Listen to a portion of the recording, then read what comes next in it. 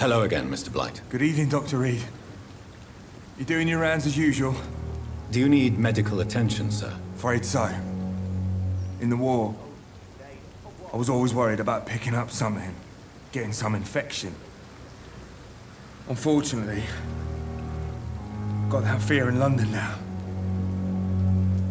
Throughout history, some diseases have done more damage to armies than any weapon created by man. You were wise to be careful. You're working at the Pembroke Hospital, aren't you? That's a good enough reason for me and Oswald to go there. Goodbye, Mr. Blight. Take care of yourself.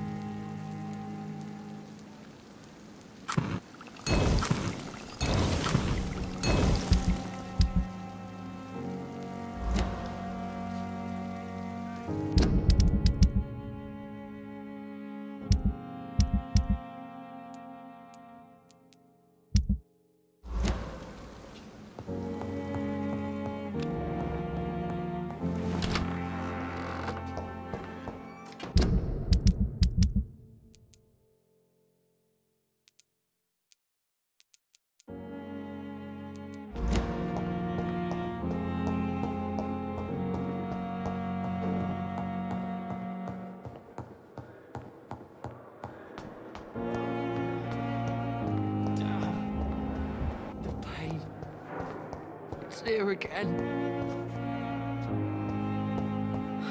So many deaths. And what of my own life? You were outside, Dr. Reid.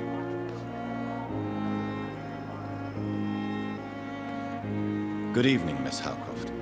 How are you tonight? I need blood, Doctor. Warm, rich, vibrant blood.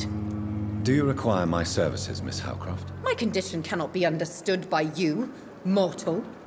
This curse is beyond your science. Well, until the day science finally admits failure, please accept this little contribution. Thank you, Doctor. Your efforts are admirable, though laughable.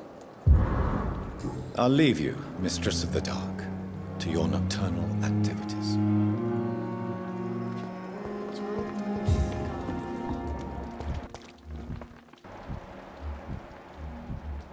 This is no time for self-pity. This is the last thing I hear.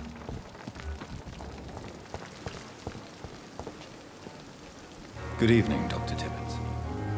Dr. Reid, any good news to share? Do you need any medical assistance yourself, Doctor? Yes, indeed. But don't worry, I am perfectly capable of taking care of myself. I have no doubt about it, but you are still ill all the same. Please, take this medicine. I appreciate your concern, Dr. Reid. To be honest, I just did not take the time to diagnose myself. Goodbye, Dr. Tibbets.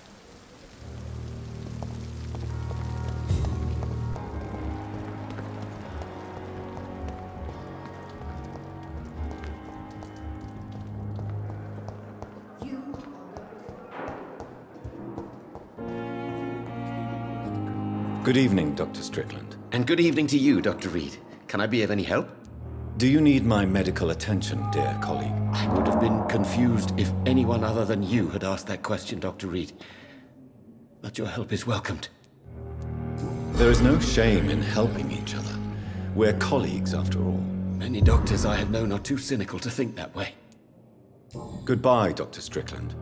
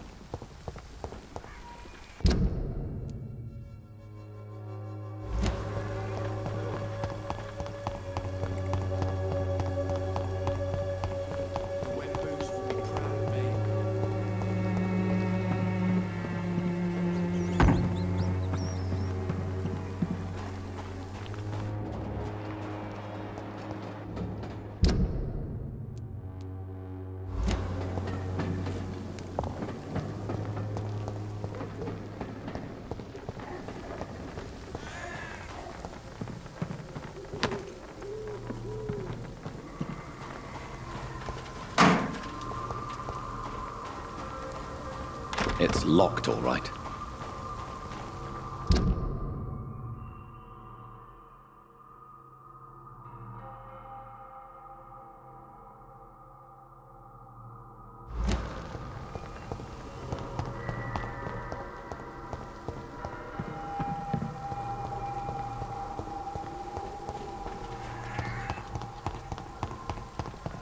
When science fails you, this elixir will give you faith again.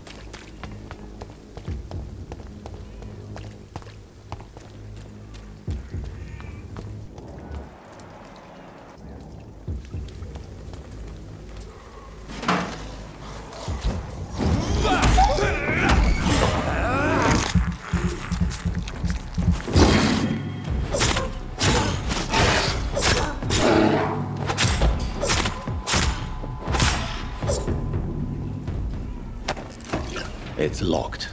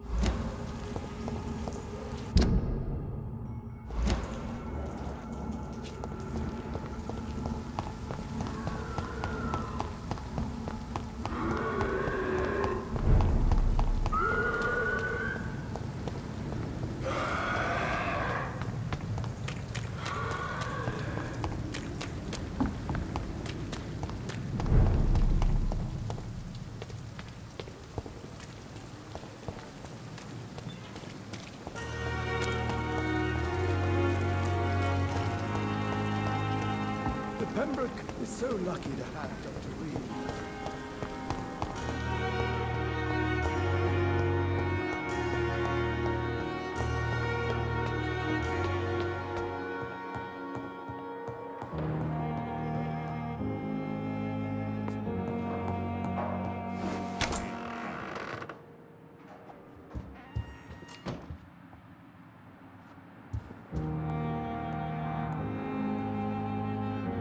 Evening, Edgar. Could I get your professional opinion? Please speak, but I have something important to tell you. This strain of flu, it's very different from the one I saw in Europe. It's downright peculiar. Really? What makes you say that?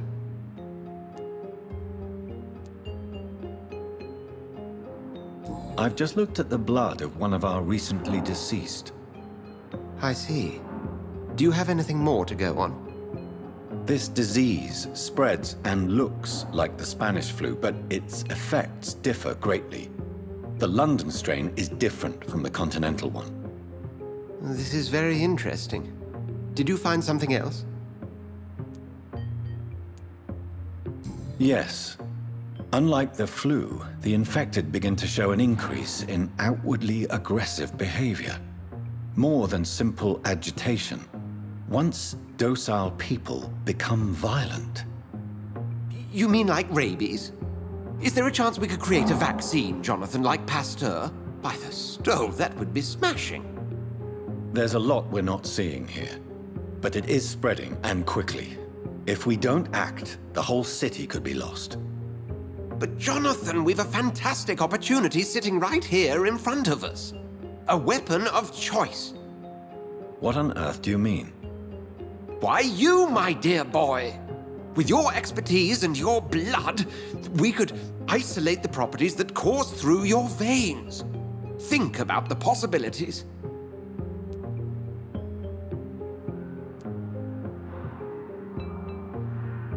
I admit it did occur to me. Blood seems to be the common factor in all of this. I totally agree. We're in uncharted territory here. Maybe it's just wishful thinking, but imagine the possibilities. We'll discuss this more later. Thank you for your time. No, thank you, Jonathan. But as I said, I needed to talk to you. I have some rather bad news. Yes? I'm afraid it's your sister. My sister? She's to be buried this evening at Whitechapel Cemetery. Your mother published the obituary this morning. I see. I'm sorry, Jonathan. Please accept my condolences.